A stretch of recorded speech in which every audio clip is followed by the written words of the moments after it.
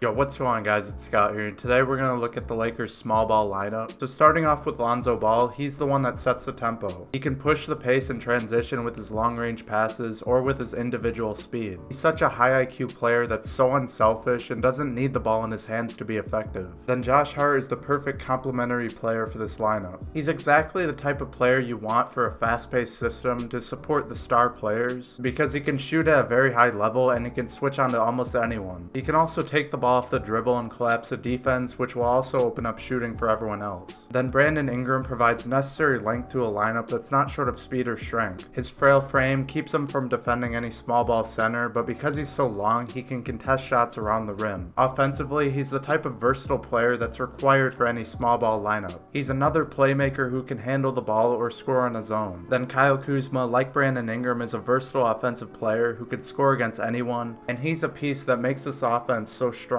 And his defense got a lot better towards the end of last season because he looked more engaged, especially when he was playing the 3 instead of the 4. In a small ball lineup, he'll always have to be ready to switch, and that's where we'll see how good he is as a defender. Then finally, Lebron James is the key component of this death lineup. He can do it all on the floor. He's the main reason why this lineup could be extremely effective. He's incredibly strong, so he can defend other small ball centers and can easily switch onto guards. Offensively, he can handle the ball and make plays and find the open man if he gets doubled. If he doesn't get doubled, then he's a massive scoring threat, especially when he has a favorable matchup. Now, as far as how the entire lineup will perform, this offense looks incredible. They have multiple playmakers on the floor and guys with high IQs that can create openings off the ball. Everyone except Lonzo can be very good at shooting the 3, and I think we should expect Lonzo to improve his shot next season, especially since he's playing with LeBron now, so his shot quality should be much better. Now, most importantly, when this lineup is in, it should be much better in the clutch. All the guys in the young core had their opportunities in the clutch this past year, and most notably there was Lonzo's big shots against the Spurs and then Ingram's game winner against the Sixers. All these guys should be much better in the clutch, especially since they have a leader in LeBron James that can guide them. LeBron can take control of the possessions, and he's hit many clutch shots throughout his career. He'll always make the right play and won't ever force a shot up, so the young guys should be ready to make a play if necessary. Defensively, it's also clear that this lineup will be very good. Every player is within 6'5 to 6'9, and the average height of an NBA player is 6'7, so they have complete flexibility to switch every screen. Josh Hart is the shortest player in this lineup at 6'5, and even he will have no problems defending taller players because he's so good at getting a quality contest. What's important about this team's defensive flexibility is that they can rebound very well. Lonzo Ball and Josh Hart are both some of the best rebounders for their positions. We all know LeBron can get rebounds, and both Ingram and Kuzma are 6'9. Now, the main reason to play small though is to play fast, and in transition, this is what makes this group a real death lineup. All 5 of these guys can get up and down the court fast. Specifically, Lonzo and LeBron can generate a fast-paced style with their passing and speed. A transition offense might be different than what LeBron is used to playing in, but he could be the perfect player to direct a transition offense. He really just hasn't had the opportunity to play fast because he's played with much older lineups. And he hasn't had a lot of playmakers, so he's had to take a majority of the load, which led to slower paced styles. Overall, there's so much versatility with this lineup through its playmaking, scoring, and switchability. As soon as this lineup is used, it could be really good against any opposing small lineup, and once LeBron starts to build chemistry with these young guys, it could be almost unstoppable. That's all I have for this video, guys. I hope you did enjoy. Make sure you subscribe if you want to see more Lakers content, and leave a like if you enjoyed, and thanks for watching.